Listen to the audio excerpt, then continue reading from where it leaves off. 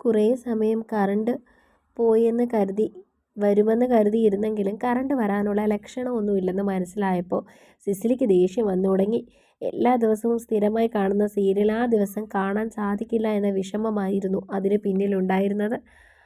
അവസാനം എല്ലാവരോടും ഭക്ഷണം കഴിച്ച് നേരത്തെ കയറിക്കിടക്കാൻ അന്ത്യശാസനം നൽകി. റാണിയും റോയിയും ഫോണിൽ കുത്തി കുറേ സമയം ഇരുന്നു.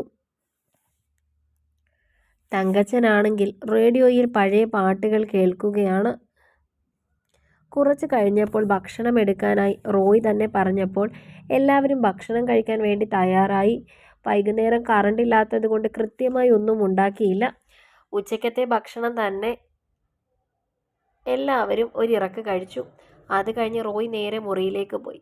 പാത്രം കഴുകാനായി അടുക്കളയിലേക്ക് പോയ ദേവിയെ സിസിലി തന്നെയാണ് മുറിയിലേക്ക് പറഞ്ഞു വിട്ടത്. എൻ്റെ കൊച്ചെ, ഈ വെട്ടമില്ലാത്ത നേരത്ത് എന്ത് കാണിക്കാനാ? നാളെ രാവിലെ എങ്ങാനും കഴുകി വയ്ക്കാം. കോട്ടുമായിട്ടുകൊണ്ട് സിസിലി അത് പറഞ്ഞപ്പോൾ പിന്നെയൊന്നും മിണ്ടാതെ ദേവികയും മുറിയിലേക്ക് പോയിരുന്നു. അപ്പോഴും ഹാളിലിരുന്ന് മൊബൈൽ തോണ്ടി എന്തോ ചെയ്യുകയാണ് റാണി. ഇടിവെട്ട് കേട്ടാലും ആ കുന്ത്രാണ്ട കയ്യിൽ നിന്ന് താക്കരുത്. പോയി കിടന്നുറങ്ങടി. സിസിലിയുടെ അവസാന ശാസനം കൂടി ആയപ്പോഴേക്കും റാണി അവിടെ നിന്നും എഴുന്നേറ്റു സ്ഥലം വിട്ടിരുന്നു. അത് കണ്ട് ദേവിക ചിരിച്ചു പോയിരുന്നു. ദേവിക ചെല്ലുമ്പോൾ പുറത്തെ ജനാല തുറന്നിട്ട് മഴ ആസ്വദിക്കുകയാണ് റോയ്. വെള്ളി നൂലിഴകൾ പോലെയുള്ള മഴ മണ്ണിനെ പുൽകുന്നതും കാറ്റിൻ്റെ സീൽക്കാരങ്ങളും ഒക്കെ ആ നിശബ്ദതയെ കീറി മുറിച്ചു. തങ്കച്ചൻ വച്ചിരിക്കുന്ന പാട്ട് ചെറിയ ശബ്ദത്തിൽ കേൾക്കാം. അവൻ തുറന്നിട്ട ജനലിലൂടെ പതിയെ മഴയുടെ ചെറുചീളുകളും തണുത്ത കാറ്റും ഒഴുകിയെത്തുന്നുണ്ടായിരുന്നു. അവൻ്റെ അരികിലേക്ക് തന്നെ അവളും കിടന്നിരുന്നു. ഉടനെ തന്നെ അവൻ തിരിഞ്ഞവൾക്ക് അഭിമുഖമായി കിടന്നു. മൊബൈൽ പ്രകാശം അവളുടെ മുഖത്തിനും ഒരു പ്രകാശം പകരുന്നതായി തോന്നിയിരുന്നു. തിങ്കൾ വാനത്തെ പുൽകുന്നതിനേക്കാൾ സുന്ദരമായൊരു പുഞ്ചിരി അവൾ അവന് സമ്മാനിച്ചു. വാക്കുകളുടെ അകമ്പടികളില്ലാതെ ഏറെ നേരം കൊരുത്ത മിഴികൾ പരസ്പരം വാചാലമായി. ശേഷം കുറച്ചുകൂടി നീങ്ങി അവനോട് ചേർന്നവൾ കിടന്നു. അവൻ്റെ നെഞ്ചിലേക്ക് തല മുട്ടിച്ച് അവൻ മാത്രമാണ് അവളുടെ ലോകമെന്ന രീതിയിൽ അവൾ കിടന്നപ്പോൾ അവൻ്റെ മുഖവും അവളുടെ വാർമുടി തുമ്പിൽ ഒളിപ്പിച്ചു. അപ്പോഴും ഗാനം കേൾക്കാം പുറത്തു നിന്നു.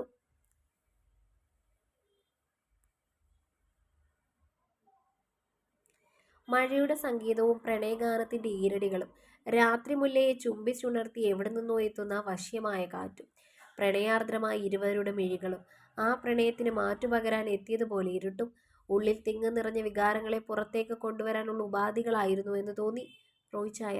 ആർദ്രമായി അവൾ വിളിച്ചപ്പോൾ അവൻ അവളുടെ മുടിയിഴകളിൽ തലോടിക്കൊണ്ടൊന്നു മൂളി. ഈ ദിവസങ്ങളിലൊക്കെ റോയ് ചായ ഉറങ്ങിയിരുന്നു. എനിക്ക് ഒട്ടും ഉറങ്ങാൻ പറ്റുന്നില്ലായിരുന്നു. എത്ര ശ്രമിച്ചിട്ടും ഉറക്കം കണ്ണുകൾ വരെ വന്ന് തിരിച്ചു പോവുകയായിരുന്നു. അവൻ്റെ നെഞ്ചിൽ ചിത്രം വരച്ചുകൊണ്ട് പറഞ്ഞവൾ. ഞാൻ ഉറങ്ങിപ്പോയിട്ടില്ല എന്ന് പറയുന്നില്ല. നല്ല ക്ഷീണമായിട്ടായിരിക്കും കയറി വരുന്നത്. അപ്പോൾ ഉറങ്ങിപ്പോവും. പക്ഷേ താനില്ലാതെ എനിക്ക് ഭയങ്കര ഏകാന്തതയായിരുന്നു.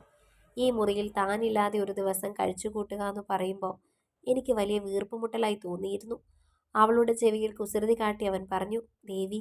ആർദ്രമായി അവൻ്റെ സ്വരം അവളുടെ കാതുകളിൽ അലയടിച്ചു. ഒരിക്കൽ കൂടി അവനോട് ചേർന്ന് കിടന്ന് അവൾ തൻ്റെ കൈകളാൽ അവനെ ഒരിക്കൽ കൂടി പുണർന്നുകൊണ്ടായിരുന്നു അതിന് മറുപടി പറഞ്ഞത്. ഞാനിപ്പോൾ തന്നെ ഒരുപാട് സ്നേഹിക്കുന്നുണ്ട്. അതിലൊരുപാട് താൻ എന്നെ തിരിച്ചും സ്നേഹിക്കുന്നുണ്ടെന്ന് എനിക്കറിയാം. ഇനി നമുക്കിടയിൽ ഒരു മറയുടെ ആവശ്യമുണ്ടെന്ന് തോന്നുന്നില്ല. എങ്കിലും തൻ്റെ സമ്മതം അറിയാതെ ഞാനൊരു പുരുഷനല്ലേ. എന്നെ സ്നേഹിക്കുന്നൊരു പെൺകുട്ടി അടുത്ത് കിടക്കുമ്പോൾ എനിക്കും ഒരുപാട് വികാരങ്ങൾ തോന്നും. ഇത്ര കാലവും ഞാൻ തന്നോട് ഇതിനെപ്പറ്റി സംസാരിക്കാതിരുന്നത് മറ്റൊന്നും കൊണ്ടല്ല. തനിക്കെന്നെ ഉൾക്കൊള്ളണമെങ്കിൽ അതിന് കുറച്ച് സമയം ആവശ്യമാണല്ലോ എന്ന് കരുതിയാണ്. തനിക്ക് മനസ്സ് പാകപ്പെട്ടിട്ടില്ലെങ്കിൽ ഞാൻ നിർബന്ധിക്കില്ല. എങ്കിലും തൻ്റെ മനസ്സും ആഗ്രഹിക്കുന്നുണ്ടെന്ന് തോന്നുന്നു. എല്ലാ അർത്ഥത്തിലും നമുക്ക് ഒന്നായിക്കൂടെ? അവളുടെ മുഖത്തേക്ക് നോക്കി അല്പം ജാള്യതയോടെ തന്നെ അവനത് ചോദിച്ചപ്പോൾ അവളുടെ മനസ്സും അത് ആഗ്രഹിച്ചിരുന്നതായാണ് ആ നിമിഷം അവൾ അറിയുകയായിരുന്നു. കുറച്ചു സമയം ഒന്നും പറയാതിരുന്നവളുടെ മൗനം അവനെ ഒന്ന് ആശയക്കുഴപ്പത്തിലാക്കി. ഒരു വേള ചോദിച്ചത് തെറ്റായി പോയോ എന്ന് പോലും അവന് തോന്നി തുടങ്ങിയിരുന്നു. എന്നാൽ കൈകുത്തിക്കിടന്ന് അവൻ്റെ അധരങ്ങളിൽ ഒരു നനുത്ത ചുംബനം നൽകിയായിരുന്നു അവൾ അതിന് മറുപടി പറഞ്ഞിരുന്നത്. ഒപ്പം നാണത്തിൽ കുതിർന്ന ഒരു പുഞ്ചിരിയും.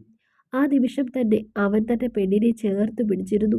അവൻ്റെ ശരീരവും ചൂട് പിടിച്ചു തുടങ്ങി.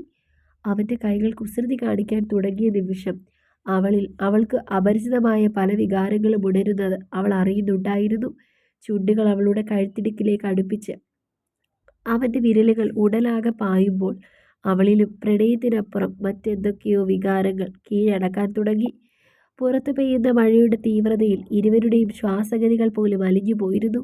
ഒരു തന്ത്രി പോലെ അവളുടെ ശരീരത്തിൽ അവൻ്റെ കൈകൾ അലിഞ്ഞു കയറി. വികാര വിചാരങ്ങൾ അതിൻ്റെ പരകോടിയിലെത്തിയ നിമിഷങ്ങളിൽ മറയായവ ശരീരത്തിൽ നിന്നും അടർന്നു മാറി. ഒരു ചെറുനോവോടെ അവനവൻ്റെ ദേവിയെ പൂർണ്ണയാക്കി. തന്നെ പൂർണ്ണനാക്കിയവളുടെ നെറ്റിയിൽ ഒരു കരുതൽ മുദ്രണം കൂടി നൽകിയവൻ. മഴ അതിൻ്റെ സംഹാര താണ്ഡവം തീർത്ത് ശാന്തമായപ്പോൾ അവൻ്റെ പ്രണയത്തിൻ്റെ പരിലാളനങ്ങളേറ്റ് ആ നെഞ്ചിൽ തളർന്നു കിടക്കുന്നവളെ ചേർത്ത് പിടിച്ച് ഇരുവരും സമാധാനത്തോടെ സന്തോഷത്തോടെ പ്രണയം പകർന്ന് നിദ്രയെ പുൽകി. രാവിലെ ഉണരുമ്പോൾ നേരം നന്നായി പുലർന്നില്ല.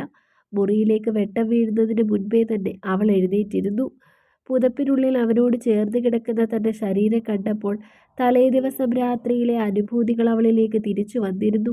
എങ്കിലും അവൻ്റെ മുഖത്തേക്ക് നോക്കുവാൻ അവൾക്കൊരു മടി തോന്നി. കഴിഞ്ഞുപോയ രാത്രി അവൻ തന്നെ പൂർണ്ണമായും സ്വന്തമാക്കിയ രാത്രിയായിരുന്നു എന്ന ചിന്ത അവളിൽ ഒരു ജാള്യത ഉണർത്തിയിരുന്നു. അവൻ്റെ നെഞ്ചോട് ചേർന്ന് കിടന്നിരുന്ന തലയൊന്ന് മാറ്റി എഴുന്നേൽക്കാൻ തുടങ്ങിയപ്പോൾ കണ്ണടച്ചുകൊണ്ട് തന്നെ അവളെ ഒരിക്കൽ കൂടി തന്നോട് ചേർത്ത് പിടിച്ചു കിടന്നുറങ്ങി. സമയമൊന്നുമായില്ല, കുറച്ച് കഴിഞ്ഞിട്ട് പോകാം. അവൻ ഉറക്കത്തിൻ്റെ ആലസ്യത്തോടെ പറഞ്ഞപ്പോഴും ഉണർന്നു വരുമ്പോൾ എങ്ങനെ അവനെ അഭിമുഖീകരിക്കുമെന്ന നാണമായിരുന്നു അവളുടെ മുഖത്ത്. ആ നിമിഷം കുറച്ചു സമയം കൂടി അവനോടിങ്ങനെ ചേർന്ന് കിടന്നു അവൾ. അവൻ നന്നായി ഉറങ്ങിയെന്ന് മനസ്സിലാക്കിയ നിമിഷം മെല്ലെ അവനിൽ നിന്നും അടർന്നവൾ എഴുന്നേറ്റു. ശേഷം അടുക്കളയിലേക്ക് പോയി പതിവ് ജോലികളിൽ ഏർപ്പെട്ടു. സിസിലി ഉണർന്നു വന്നിട്ടുണ്ടായിരുന്നു. തലേ ദിവസത്തെ പാത്രങ്ങളും മറ്റും കഴുകിക്കഴിഞ്ഞ് തിരിഞ്ഞപ്പോൾ കാപ്പിയിട്ട് റോയിക്ക് കൊണ്ട് കൊടുക്കാൻ പറഞ്ഞപ്പോൾ മുതൽ അവളൊരു ഒളിച്ചുകളി കളിച്ചു. ഇനി എങ്ങനെയാണ് ആ കൺമുൻപിലേക്ക് പോകുന്നത് എന്നൊരു ഭാവം അവളിൽ നിറഞ്ഞിരുന്നു. അവസാനം കൂടുതൽ താൻ എന്തെങ്കിലും പരിഭ്രമം കാണിച്ചാൽ അത് സംശയത്തിനുള്ള വകയാകുമെന്ന് തോന്നിയതുകൊണ്ട് മനസ്സില്ലാ മനസ്സോടെ അവൾ മുറിയിലേക്ക് പോയിരുന്നു. കുളി കഴിഞ്ഞ് നിൽക്കുന്നവളെ കണ്ടപ്പോഴേക്കും അവൻ്റെ ചുണ്ടിൽ ഒരു ചിരിയും വിടർത്തിയിരുന്നു. അവന് മുഖം കൊടുക്കാതെ മാറി മാറി നിൽക്കുന്ന പെണ്ണിനെ കണ്ടപ്പോൾ അവന് ചിരിയാണ് വന്നിരുന്നത്. എന്താണോ, എന്നെ നോക്കാൻ തനിക്ക് എന്തെങ്കിലും ബുദ്ധിമുട്ടുണ്ടോ? അവളുടെ കയ്യിൽ നിന്ന് കാപ്പി ഗ്ലാസ് വാങ്ങി ഒറ്റ വലിക്ക് തന്നെ അവൻ അവളെ പിടിച്ച് തൻ്റെ അരികിലേക്ക് ഇരുത്തി. അവളുടെ തോളിൽ കൂടി കൈയിട്ടുകൊണ്ട് ചോദിച്ചപ്പോഴും അവളുടെ മുഖം മാറുന്നത് അവൻ കണ്ടിരുന്നു. നാണമോ പരിഭ്രമമോ ഒക്കെ അവളിൽ നിറഞ്ഞു. ആ നാണം മാറ്റാൻ എന്ന വണ്ണം അവളെ അവൻ തൻ്റെ നെഞ്ചോട് ചേർത്ത് പിടിച്ചു. ചെവിയിൽ ഒരു ചുംബനം നൽകിക്കൊണ്ട് അവൻ പറഞ്ഞു, ആദ്യമായി ആയതുകൊണ്ടാണ്, ഇനി ശീലമാകുമ്പോൾ മാറിക്കോളും. അവൻ്റെ തമാശ കേട്ടതും വീണ്ടും അവളുടെ മുഖം ചുവന്ന് തുടുത്തു പോയിരുന്നു. ഞാൻ പോട്ടെ, അടുക്കളയിൽ പണിയുണ്ട്. പതുക്കെ പോയാൽ മതി. ഞാനേതായാലും എന്നും പോകുന്ന സമയത്ത് പോകുന്നില്ല. ആ നിമിഷമാണ് അവൾ അവനെ തല ഉയർത്തി നോക്കിയത്. ഭയങ്കര ക്ഷീണം. രാത്രി ഒരുപാട് കഷ്ടപ്പെട്ടതല്ലേ? ഒരു തമാശയോടെ മൂരി നിവർത്തി അവളുടെ മുഖത്തേക്ക് നോക്കി പറഞ്ഞപ്പോൾ ഇനിയും അവൻ്റെ ഇത്തരം തമാശകൾ ആസ്വദിച്ചാൽ താൻ അവൻ്റെ മുന്നിൽ നാണിച്ചു പോകുമെന്ന് ഉറപ്പുള്ളത് കൊണ്ട് അവൻ്റെ മറുപടിക്ക് കാക്കാതെ അവൾ മുറിയിൽ നിന്നും ഇറങ്ങി അടുക്കളയിലേക്ക് ഓടിക്കളഞ്ഞിരുന്നു. അവളുടെ നോട്ടം കണ്ടപ്പോൾ അവനും ചിരി വന്നിരുന്നു. വൈശാഖിൻ്റെ മുറി മുടങ്ങാതെ നെറ്റിയിൽ മരുന്ന് വെച്ച് കൊടുക്കുന്ന തിരക്കിലായിരുന്നു നന്ദിനി. ആ സമയത്ത് വേദന കൊണ്ട് അവനറിയാതെ ഒരു ശബ്ദം ഉണ്ടാക്കി പോയിരുന്നു. ആ, അത്രയ്ക്കൊന്നും വേണ്ട, കുറച്ച് വേദന ഉണ്ടാവും. പോടൂ, നല്ല വേദനയുണ്ട്, വൈശാഖ് പറഞ്ഞു. അവളൊന്ന് ചിരിച്ചു. ഇതുവരെ പറഞ്ഞില്ല എന്തിനാണ് അച്ഛൻ മാഷെ ഇവിടെ കൊണ്ടുവന്ന് പൂട്ടിയിട്ടതെന്ന്. അച്ഛൻ പൂട്ടിയിടാനും മാത്രം മോശ സ്വഭാവമാണോ മാഷിനെ? അല്ല, നമ്മുടെ വീട്ടിൽ താമസിക്കുമ്പോൾ നമ്മൾ ചിന്തിക്കണ്ടേ അക്കാര്യം? അവനെ നോക്കി നന്ദിനി പറഞ്ഞു. ചിന്തിക്കേണ്ടത് ഇപ്പോഴല്ല, ആദ്യമായിരുന്നു. 5 ലക്ഷം രൂപയെന്ന് കേട്ടപ്പോൾ ചാടി വീണില്ലേ? തമാശയോടെ അവൻ പറഞ്ഞപ്പോഴേക്കും അവളുടെ മുഖം വാടിയിരുന്നു. ഒരു നിമിഷം താനത് പറയേണ്ടിയിരുന്നില്ലെന്ന് അവനും തോന്നിയിരുന്നു. അങ്ങനെ കാശെന്ന് കേട്ടാൽ എന്ത് സമ്മതിക്കുന്ന ഒരു പെണ്ണല്ല ഞാൻ. അവൻ്റെ തമാശ ഒട്ടും ഇഷ്ടപ്പെടാത്ത പോലെ അവളത് പറഞ്ഞപ്പോൾ ആ തമാശ അതിന് കടന്നു പോയോ എന്ന് അവനും തോന്നിയിരുന്നു. അയ്യോ നന്ദിനി, ഞാൻ അങ്ങനെ ഉദ്ദേശിച്ചല്ല പറഞ്ഞത്, വെറുതെ ഒരു തമാശയ്ക്ക്. എനിക്ക് മനസ്സിലായി. പക്ഷെ അങ്ങനെ വെറുതെ പോലും ചിന്തിക്കരുത്. അങ്ങനെ മാഷ് ചിന്തിക്കാൻ തുടങ്ങുമ്പോൾ അതല്ല സത്യം എന്ന് പറയുക എന്നുള്ളത് എൻ്റെ കടമയല്ലേ? ഞാനങ്ങനെ ആരോടും ഇത്തരം കാര്യങ്ങളൊന്നും തുറന്നു പറയാറില്ല. പക്ഷെ മാഷ് അങ്ങനെ പറഞ്ഞതുകൊണ്ട് മാത്രം പറയണമെന്ന് തോന്നി. അങ്ങനെ 5 ലക്ഷം രൂപ കിട്ടുമെന്ന് ഓർത്ത് എന്ത് ജോലിയും ചെയ്യുന്ന ആളല്ല ഞാൻ. ഈ സ്ഥലവും വീടും 5 ലക്ഷം രൂപയ്ക്ക് ബാങ്കിൽ പണയം വെച്ചിരിക്കുന്നത്. അടുത്ത മാസം 10-ന് മുൻപ് ആ കാശ് അടച്ചില്ലെങ്കിൽ ഈ വീട് സ്ഥലം പോവും. പിന്നെ ഞങ്ങൾ രണ്ടാളെ എവിടേക്ക് പോവും? അച്ഛൻ ഉറങ്ങുന്ന മണ്ണാണ്. ബന്ധുക്കളെന്ന് പറയാൻ ആരുമില്ല. എന്നെ പഠിപ്പിക്കാൻ വേണ്ടി എടുത്തതാ. എൻ്റെ പഠിത്തമൊട്ട് നടന്നതുമില്ല. കാശ് പോവുകയും ചെയ്തു. അവളിൽ കണ്ണുനീരിൽ കുതിർന്ന ഒരു ചിരി വിടർന്നു. താൻ എത്ര വരെ പഠിച്ചു? വൈശാഖ ചോദിച്ചു. ഞാൻ നഴ്സിംഗ് 3 വർഷം പഠിച്ചു. 2 വർഷം ആയപ്പോൾ തന്നെ 5 ലക്ഷം രൂപയായി. 2 വർഷം കൂടി ഉണ്ടായിരുന്നുള്ളൂ. അതിന് കെട്ടിവെക്കാൻ കാശുണ്ടായിരുന്നില്ല. പിന്നെ അച്ഛൻ മരിച്ചു കഴിഞ്ഞപ്പോൾ ആരും ഉണ്ടായിരുന്നില്ല. എൻ്റെ കൂട്ടുകാരിയായിരുന്നു ലാവണ്യ. അവളുടെ അച്ഛൻ്റെ സഹായത്തോടെ 1 വർഷം കൂടി പഠിച്ചു. മോളെ പോലെ കാണേണ്ട അയാൾ എന്നോട് മോശം രീതിയിൽ ഇടപെടാൻ തുടങ്ങിയപ്പോൾ അവളോടുള്ള സൗഹൃദം പോലും നിർത്തി. അമ്മയോട് പറഞ്ഞിട്ടില്ല. അമ്മയും മോളും ചെറുപ്പമല്ലേ. സഹായിക്കാൻ വരുന്നവരുടെ മനസ്സിൽ പല പല ഉദ്ദേശങ്ങളും ഉണ്ടാവും. പഠിത്തം പാതി വഴിയിൽ നിർത്തി. പിന്നെ പരിചയത്തിലുള്ളൊരു ഡോക്ടറായിരുന്നു ഇവിടെ ഉണ്ടായിരുന്നത്. അതുകൊണ്ട് സർട്ടിഫിക്കറ്റ് ഇല്ല എന്ന് പറഞ്ഞപ്പോൾ ഡിസ്പെൻസറി നിൽക്കാൻ പറഞ്ഞു. എങ്കിലും നൈറ്റ് മാത്രമേ നിർത്തൂ കേട്ടോ, എന്തെങ്കിലും പ്രശ്നം വന്നാലെന്ന് കരുതി. അതുകൊണ്ട് നൈറ്റ് അവിടുത്തെ ജോലിയുണ്ട്. പിന്നെ വണ്ടി കണ്ടില്ലേ, ജീപ്പ്, അതുകൊണ്ട് അടിവാരത്തൊക്കെ പോവും. ബസ് കൂലി പോലെ എന്തെങ്കിലും ആളുകൾ തരും. പിന്നെ അവളൊരു പെണ്ണല്ലേ എന്ന് കരുതി ജീവിച്ചു പോന്നെങ്കിൽ ജീവിച്ചോട്ടെ എന്ന് കരുതി ഓട്ടം തരുന്നവരും ഉണ്ട്. പെണ്ണല്ലേ, കുറേ സമയം ചുമ്മാ കണ്ടിരിക്കാമെന്ന് കരുതി ഓട്ടം തരുന്ന ഞരമ്പ് രോഗികളും ഉണ്ട്. എങ്കിലും ജീവിതം ഇങ്ങനെ തട്ടിമുട്ടിയൊക്കെ പോകുന്നുണ്ട് പക്ഷേ പക്ഷേ ഒരിക്കലും ഇതുകൊണ്ടൊന്നും ലോൺ അടച്ചു തീർക്കാൻ എന്നെ കൊണ്ട് പറ്റില്ല. ഇത്രയും വലിയ തുക ഞാൻ എങ്ങനെ അടയ്ക്കാനാ? അതുകൊണ്ടാ. അവൾ കരഞ്ഞു പോയിരുന്നു. കരഞ്ഞു പോയവളെ തോളത്ത് തട്ടി അവനൊന്ന് ആശ്വസിപ്പിച്ചിരുന്നു. ഹേയ് നന്ദിനി, ആർദ്രമായി അവൻ വിളിച്ചു. പെട്ടെന്ന് കണ്ണുകൾ തുടച്ചവൾ മുഖത്തൊരു ചിരി വരുത്തി. ഞാൻ കരയില്ല മാഷേ. ഇന്നലെ ഞാൻ സത്യം പറഞ്ഞ ലോൺ അടയ്ക്കാൻ എന്തെങ്കിലും മാർഗം കാണിച്ചു തരണമെന്ന് പ്രാർത്ഥിച്ചുകൊണ്ടായിരുന്നത്. അപ്പളാ മാഷ് അവിടേക്ക് കയറി വന്നത്, ദൈവദൂതനെ പോലെ. കാശ് തരാമെന്നും പറഞ്ഞു. ആ സമയത്ത് ഈശ്വരൻ അയച്ചതുപോലെയാ എനിക്ക് തോന്നിയത്. അതുകൊണ്ട് സമ്മതിച്ചത്. പിന്നെ എനിക്ക് തോന്നുകയും ചെയ്തു. അവളുടെ വാക്കുകൾ കേട്ടപ്പോൾ അവന് സഹതാപം തോന്നിയിരുന്നു. ഒരു നിമിഷം വീണ്ടും അവന് ദേവിക ഓർമ്മ വന്നു. അവളും ഇങ്ങനെയായിരുന്നു. ബുദ്ധിമുട്ടുകളും പ്രാരാബ്ദങ്ങളും മാത്രമായിരുന്നു അവളുടെ കൂട്ടുകാർ.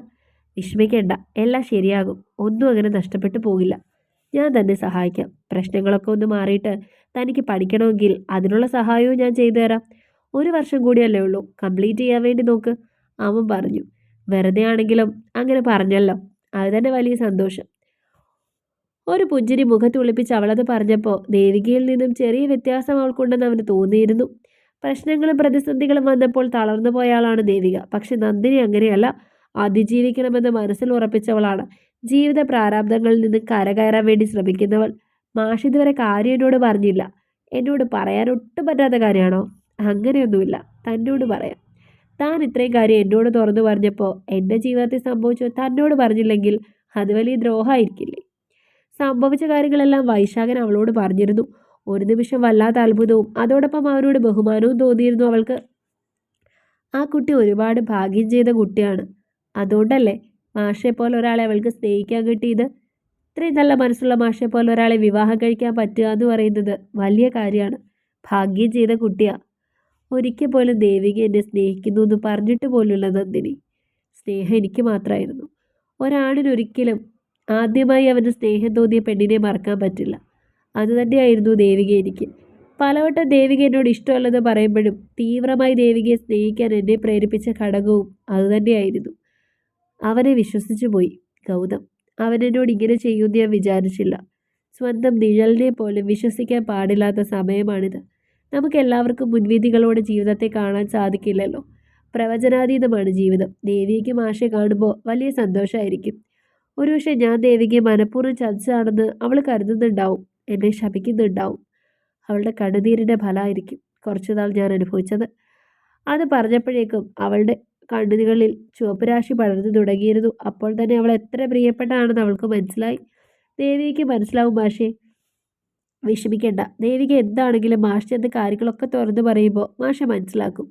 നിങ്ങൾ തമ്മിലുള്ള എല്ലാ തെറ്റിദ്ധാരണകളും മാറി നല്ലൊരു ജീവിതം തന്നെ നിങ്ങൾക്കുണ്ടാവും. ഞാൻ ഇന്നു മുതൽ മാഷ്ക്ക് വേണ്ടി പ്രാർത്ഥിക്കും.